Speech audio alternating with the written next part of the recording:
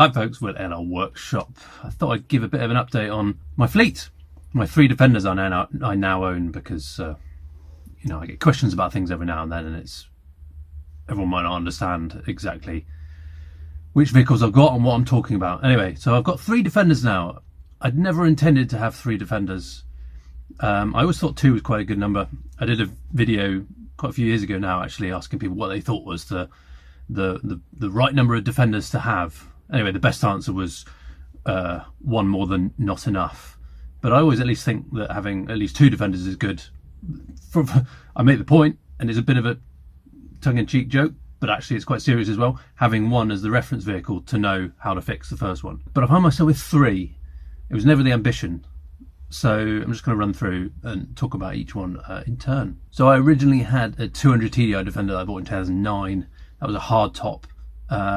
I sold that one in 2010. That one's now in the US. It's one of the poster child vehicles for an overland setup. Then in 2010 I bought my first Defender, what I call now Defender 1. So I refer to the Defenders as Defenders 1, 2 and 3 because that's the order in which I bought them. I don't really have a tendency to give names to my Defenders, but my family called them Landy, Lefty and Ambulance. So basically Defender 1 is my 1997 300 TDI 110 station wagon. Defender 2 is my left-hand drive 2003 110 Defender station wagon with a 2.8 HS in it, and Defender 3 is this one, which is my 2006 300 TDI 110 station wagon left-hand drive. So I've got 3 Defenders that are basically, they're all white, they're all station wagons, they're all 110s, they've all got a 300 TDI in or derivative, and 2 are left-hand drive and 1 are right-hand drive. So if you're going to own 3 Defenders, why would you own 3 that are pretty much identical? Well, I have a bit of a penchant, I think, for this type of vehicle because I've used them overseas. But the plan, well, there never really was a plan, right? So I knew I always wanted to buy a 2006 300 TDI if I ever got one. But having found my Defender 2, I knew that I would want to keep that if I wasn't able to find a 2006 model. And it turns out that last year I found this one, and I had about 2-3 weeks to really basically react and make it a reality. So in the ideal world, I would have sold one and then bought the next one. Fortunately, I had the funds available to be able to buy this one, so I prioritised that. So I think long term, I'm probably going to end up with 2 Defenders long term. So I'm definitely keeping this one. I'll probably keep the Defender 1 because I've had that for so long, and I have a lot of memories with it and what have you. So it'll probably be Defender 2 that will disappear at some point, although I want to keep on using that for the time being because I've had that almost 10 years now. I've put so much effort into that I do actually want to keep it and use it for a bit more. But ultimately that will help fund the garage, I think, at some point. I know, I mean, the argument is like, what's the point of having more than one? You can only drive one at a time, so what's the point of having 3? Anyway, but I do think I'll have at least 2. If I was going to have a third one, I would want to make it a bit different, maybe a TD5 or a pickup or a 90 or something like that, just to make it completely different. 110 station wagons though are very very flexible, very useful. One thing that has changed though is that it's kind of changed my future ambitions, or just added a different perspective. So my 97 Defender 1, that was always supposed to be the rebuild that I was going to make, basically a tribute rest of the world spec 300 TDI with as many genuine real parts as I could, and I've got a load of those parts. For the last 10 years I've been collecting so many, not just rest of the world spec 300 TDI parts, but rest of the world spec 2006 300 TDI parts. I've got tons of those parts, so I can actually make that into a tribute. But now I've actually got the real deal. It's kind of changed that perspective a little bit and go, I don't actually need to have to do that now because I've got one of these. What would be the point of creating a tribute vehicle to one that I actually own that's factory original? So it's kind of changed my perspective a bit there. Defender 1 was going to be the one I rebuild, the one I do a rebuild for, the one I get a garage so I can do a rebuild inside and build it up from scratch. I've got a galvanized chassis, I've got a lot of body panels, I've got doors, I've got wings, I've got looms, I've got a bulkhead, all sorts of stuff lined up ready for that vehicle. I just need the space to be able to do it. That's really been my ambition for the last 10 years, is to find the right place to be able to rebuild it.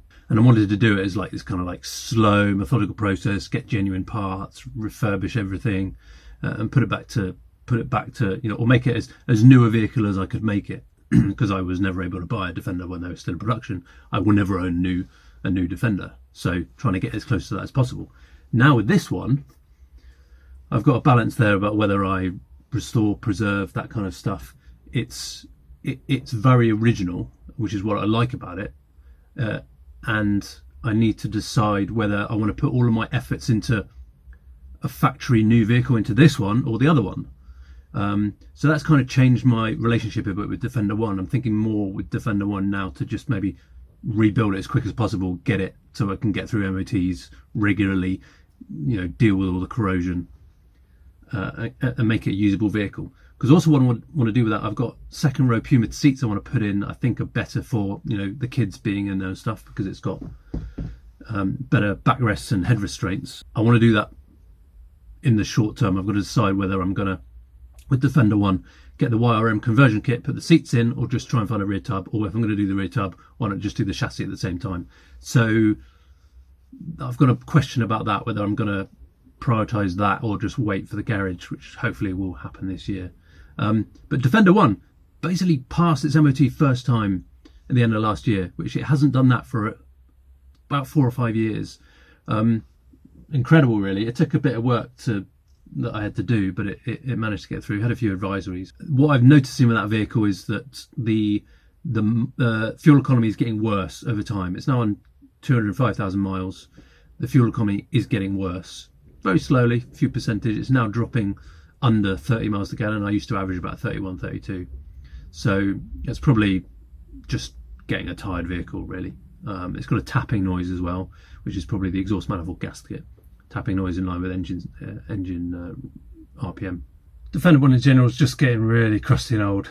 I sat in it in 2020 with trying to decide what to do with the chassis, and I said it's probably got 2 more years in it, and I was expecting maybe in 2 years' time I'd be doing a rebuild on it, having bought a house and got a setup and all that kind of stuff. And we're now approaching 5 years and it's still going. How much more can you keep?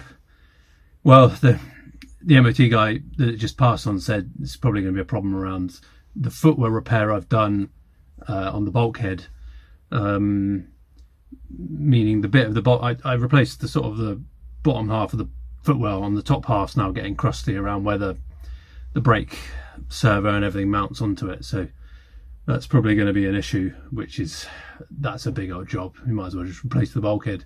And if you're going to replace the bulkhead, you might as well do a lot of other stuff at the same time. So yeah, it's just looking really tired, and I'm keeping it going. And the doors are all rotted out, so I've just replaced one of the doors, which has coincided with me kind of doing new parts illustrations on LR Workshop as well, so that fitted in quite nicely. But that vehicle seems to be running okay at the moment.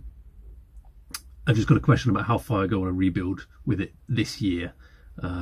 I was always holding back all the parts I've got to do that kind of like, single rebuild, get all the new parts on, when I can then ensure I can store it out of the worst of the weather, which is partly what the garage is for as well. I may end up putting on more doors because they're just getting really crusty and a bit of a nightmare. So I may convert it as is, as opposed to waiting for a rebuild. So, that's a decision I've got to make. Defender 2, that one's, I still want to put that more back to standard as I've been doing over the last 10 years. I've got, probably the next thing to do is remove the lift kit. Because it's one thing to remove as a modification on insurance. The insurance on that one's quite high, or has been quite high. In addition to that, because it's got a lift, it's got a double Decardin prop shaft, which I don't like, because they are a ticking time bomb in the sense that you've got the 2 universal joints and you've got the centre ball in the middle. You can't grease the centre ball, and they have a habit of disintegrating at high speed. From the Belize videos, the blue truck, when that was heading back from Belize back up to the US, that had a double Decardin joint that exploded, took out basically 3 wiring looms, the engine bulkhead and chassis wiring looms as part of that. So that one's got a double Decardin joint. It's been on there about 20 years. I can't grease it. I want to remove that as a bit of a liability, and therefore I need to remove the lift kit to be able to do that. It's got about potentially 1.5, 2 maybe 2-inch originally lift kit because they had 255/85 tyres on it, which it doesn't now. They're back on standard tyres. So it just looks a bit ungainly. It handles a bit like a boat. So I want to replace the springs, which I've got some springs to go on, standard springs, and remove that prop shaft. It's also still down on power. I haven't got to the bottom of that yet. I think I needed to take the diaphragm up, look at the diaphragm and the boost pin.